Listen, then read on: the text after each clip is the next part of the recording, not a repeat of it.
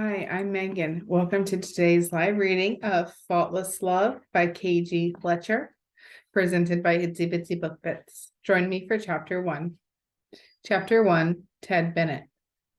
Ted Bennett walked in a single file line behind the row of inmates toward the steel door leading to the common area outside. The men jostled for their first taste of fresh air in 24 hours, and most ignored a torn and tattered, colorful motivational poster taped to the cinder block walls while en route. The guys liked to make fun of the optimistic prison chaplain responsible for putting the poster up. He was known for his intentional inspirations that peppered the dark, dank prison. This particular poster reading, "Freedom is nothing but a chance to be better." Passing this poster day in and day out, most of the guys only had one thing on their mind: sunlight and a few precious minutes of clean air. But for Ted Bennett, it was different. He was reading the saying every day for 5 long years and swore to himself he'd live by those words when he was finally set free. The phrase motivated his exemplary behavior, his romantic notions of hope turning the page to the latest chapter in his life. No matter how many times he looked at the razor-topped fence line, he had no idea how good it would feel to walk through the yard toward the gate to freedom. And now, finally, he was given an opportunity to prove himself to the outside world. The warmth from the late summer sun penetrated the bus window as a beam of iridescence peeked through the clouds and landed on Ted's bare arm. He blinked against the ray of bright light, eyes hidden behind a pair of scratched sunglasses that had seen better days. Hours earlier, his former roommate, a big lug of a man aptly named Rocky, had tossed the glasses to him on his way out of the halfway house in Blue Ridge. "Make good choices, teddy bear," Rocky teased with a smirk. The look on his grizzled face emoted joy, or maybe it was jealousy. Ted would never know because he wasn't looking back. Today, he was a free man. Well, technically, he was in phase 3 of his split sentence. For the next 12 months of his life, he'd be supervised by his new parole officer, who was waiting for him at the next stop of his journey, home. An elderly woman sitting across the bus aisle bit down on an apple, the crunch causing Ted to look her way. His mouth watered just thinking about the sweet fruit, his last meal hours ago. "You want one?" Her gray eyes crinkled in a polite smile as she pulled another ripe apple from a bag resting in her lap. Thrusting her hand across the aisle, she offered it to him. "Go on, I got plenty." Ted hesitated and stared at her gnarled fingers surrounding the scrin's red fruit. When their eyes met, his lip twisted into a genuine smile, her random act of kindness catching him off guard. "Thank you, ma'am." Taking the apple from her hand, he eagerly took a large bite. The woman chewed while watching him as if giving him the once-over. His shoulder-length sandy brown hair was tied back at the nape of his neck, and his sharp jaw was covered in a well-groomed beard. Gone was the clean-cut guy-next-door version of his former self, the years in prison morphing him into a harder, more cautious man. The thick rope of muscles rising from his arms, back, and across his chest were formidable and impressive, his t-shirt taut with ripples of strength warding off any trouble. You visiting out here?" she asked with boldness. Her confidence in chatting with a guy 3 times her size was beguiling, most folks erring on the side of caution when he was in their vicinity. Ted shook his head, wiping his lips with the back of his hand. "No, ma'am. I'm on my way home." "What were you up to?" Adjusting the bent frames of his sunglasses, Ted exhaled a long breath and clenched his jaw. He knew she was only trying to make small talk and didn't want to come across as rude, especially after sharing her apples. Pondering what to say, he glanced out the window. The late summer scenery in Georgia's northeast corner whizzed by him in hues of faded forest green and sky blue, freedom a pinprick on the horizon. "I was visiting an old friend." He shifted in his seat to where he looked right at her. "He needed me." "Was your friend sick?" "Of course, it's none of my business." She looked away as if embarrassed by her question. Ted cleared his throat. "He was in prison." Her thin eyebrows raised in surprise. "It was a horrible place and almost broke him," he continued. "My friend was convicted of a crime he didn't commit." Ted's nostrils flared, thinking about the day the unfortunate verdict was handed down to him. He was nothing more than an innocent bystander during a prank gone wrong, a joke that changed so many lives in a single moment. Unfortunately, the jury determined he was an accessory to the crime. The judge handed down the harshest penalty possible, making an example out of him. The cruel sentence changed the course of his life forever. The elderly woman stared back at him. That's terrible. Couldn't your friend get an appeal? Ted shook his head. He wasn't threatened by the woman or her questions in the least, and it felt good to talk to someone outside the constraints of his former life behind bars. He tried numerous times. His appeals were always denied.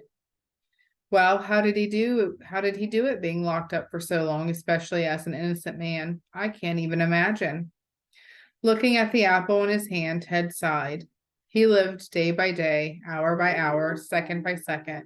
He toughed it out until the very end. The woman nodded. He sounds like a very courageous man. Ted eyed her again and gulped down the emotions threatening to surface. His voice hushed. He thinks he's a coward.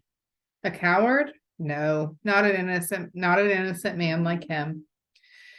The bus wheels hummed across the highway, the quiet chatter of other passengers, nothing but background noise. The two of them quietly ate their apples for a few minutes before her next question caught him off guard. How long were you in there? His head jerked back to find her leaned against her seatback, staring at him, the smile on her face emoting empathy and understanding. She'd figured him out. Clenching his jaw, he nodded. He wasn't going to continue lying to her, his longing for authentic communication and genuine interaction put to the test. Too long. He bowed his head in shame. 5 years in the state penitentiary, 12 months in a halfway house, and now 365 days of parole ahead of me. His eyes glistened from behind his sunglasses as he ran a fist under his nose. He was more than ready to get back to his family in Langston Falls, back to his father, brothers, and sister who ran the family business. But his sentence was far from over. He had hundreds of community service hours to complete, monthly interaction with his new parole officer for the next year, and numerous fences to mend among the people in the small town where he grew up. Eyeing the woman again, he offered her a big grin. I appreciate the apple, ma'am. I didn't realize how hungry I was. She nodded, both of them saluting their apples in the air. As he took his last bite, he was startled when she reached across the aisle and placed her hand on his shoulder. You've got this. Her encouragement meant the world to him. Half an hour later, the bus made a wide turn into Langston Falls Station on the outskirts of town near the railroad track. Right away, Ted noticed his father standing near the liftgate of his old pickup truck. The family's patriarch was larger than life, his imposing figure reminding Ted of a black bear standing on his hind legs. But looking at him through the bus windows, Ted noticed his father's dark hair peppered with more silver since the last time he saw him, and his shoulders slumped ever so slightly. His father must have been working too hard, and Ted vowed to take some of the pressure off now that he was back. Peeling red letter spelling Bennett Christmas Tree Farm and Winery on his dad's truck made his lips twitch with a smile. The rolling vineyards and evergreen blankets of trees across 200 acres of family land coming to mind. He was almost there. Filing out of the bus among the crowd, Ted bid the elderly woman farewell. Stepping off the last stair, his pace quickened as he walked across the hot asphalt toward his father. Roy looked on, his mouth hijacked into a fatherly grin as he rested his hands on his denim-clad hips. Hey, Dad, Ted said, his voice faltering with profound melancholy. He stopped mere feet in front of his father, the veins in his hand noticeable as he clutched a beat-up leather bag strapped in a death grip, the satchel holding only a few things left over from his incarcerated life. Teddy, Roy's baritone voice rumbled. Let me get a good look at you, son. Ted lifted his chin and stood a little taller. Roy nodded, pressing his lips into a thin line, his eyes raking up and down Ted's looming 6-foot frame. Finally, his dad closed the gap between them, wrapping his arms around him in a firm hug. The tender gesture surprised Ted, and he dropped his bag, gripping his dad's back. Welcome home, Teddy. Welcome home. Roy's voice was raspy with emotion, the emotions Ted couldn't seem to express, buried deep in the hardened heart, begging to be set free. His father's sentimental display was unusual for a man who was all ease, constant chuckles, friendly winks, and a total comfort in his farm tan-skinned. But Father Time had definitely taken a toll on Father Bennett. Thanks, Dad. Ted pressed his eyes shut, breathing in his father's familiar scent. The fleeting essence of pine trees and winery gates were a heady combination. They lingered in the hug until Roy broke their connection and sheepishly pulled a bandana from his pocket, scrubbing the fabric across his wrinkled eyes. Well, that's enough of that, he announced. He picked up Ted's bag and headed toward the truck, efficiently tossing it into the empty bed, his feelings once again in check. Becky's got your room all ready for you, and she's been cooking up a storm since we finally learned you were coming home. I'm willing to bet she made all your favorites. Ted went around to the passenger side and slid across the worn upholstery. The mere mention of his baby sister conjured up all kinds of brotherly sentiments. The last time he'd laid eyes on her, she was a freshman in high school, a pretty little girl with a heart-melting smile. How is Bex, Dad? Roy turned the key in the ignition and the truck motor groaned to life. Backing out of the space, Roy kept the conversation positive. She's doing fine, keeps the hired guns well fed, and has come a long way with some great event planning. Event planning? Becky? Yep, thanks to your baby sister, we've got a few annual festivals on the calendar now. The tourists love it, and believe it or not, these events have tripled our income in the last 2 years. But she'll tell you all about it when we get home.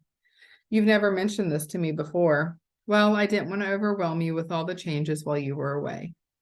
Please, Dad, tell me about it now. Bex can fill me in with more details later. Roy paused for a beat before he offered a quick nod. Well, we've got the Harvest Hoedown coming up next month.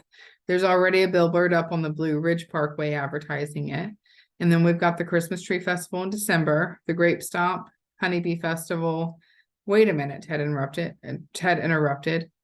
How can you run all these new festivals and still have time to run the Christmas tree farm and the winery? He was wide-eyed with genuine concern, eyes glued to his father, who chuckled in response. No wonder his dad looked tired. Now, don't you worry about a thing, Teddy. A lot has changed over the years, and we've hired quite a few more folks to get things done. It's always been your mama's idea to incorporate some fun celebrations into the farm. I guess you could say your little sister has made a promise to her and has followed through with flying colors. It's a real family affair with your brothers helping out too, and now that you're home, you'll fit right into the mix. I know your mama would be proud to have all her children working together. It's what she always wanted.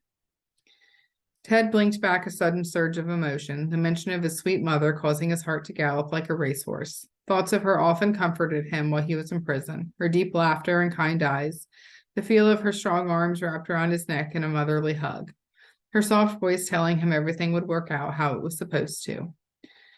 When the warden delivered the news, Lillian Bennett had succumbed to her long battle with cancer. The only thing Ted wanted was to see his mama one last time, but there wasn't a goddamn thing he could do about it. Adding more salt to his wounds, he wasn't even allowed to pay his final respects at her funeral on the family land, confined like an animal in his cell and left alone to grieve her death between the cold concrete walls. He would never forgive himself for not being there for her last days, ever. Roy reached over and squeezed Ted on the shoulder as if he understood. She loved you very much, Teddy. I like to think she's your guardian angel now, looking out for you. Ted didn't dare look at his father for fear he might lose control and fall completely apart. What was up with all the angst and melancholy bubbling up since he left the halfway house? He was stronger than this. He had to be. Nodding, he gritted his teeth and turning his attention to the forest walls lining the two-lane highway, the dizzying colors of nature whizzing by, much like the painful memories of the last 6 years of his life. He felt sick to his stomach, the onslaught of recollections he'd kept tucked away filing in his mind. His case manager warned him he might find himself on an emotional roller coaster once he was back home and advised him to carefully navigate his feelings, or he might implode and get into more trouble. Boy, he wasn't kidding. Looky over there, Teddy. Fred Wagner changed his Finch out a few months ago. Kind of girly looking, if you ask me. Leave it to his father to change the subject with an added injection of humor. Ted looked past his father out the window at their neighbor's pristine white picket fence with a line of subtle scalloped edge. The faded pasture beyond the post was dotted with a few grazing horses. A long time ago, he'd ridden a horse or two on the Wagner property with his girlfriend, Robyn Morgan, by his side. Robyn, sweet, beautiful, blameless Robyn, the only girl he'd ever loved. She was his high school and college sweetheart, the one he was sure he'd spend the rest of his life with. They'd gone through most of their young adult lives together, their youth and virility blazing with certain promises. She just started law school when everything came crashing down, her goal to become an attorney just like her father. Everything came to a screeching halt during the trials, Robyn putting her schooling on hold, faithful as she stood by him until the very end. Her tear-stained face was seared into his memory on the fateful day when he was taken away in handcuffs and sent to hell. Even her father, who represented him in court, couldn't save him from the life-altering sentence. His plea deal accepted with the pounding resonance of the gavel, sealing his fate and setting her free.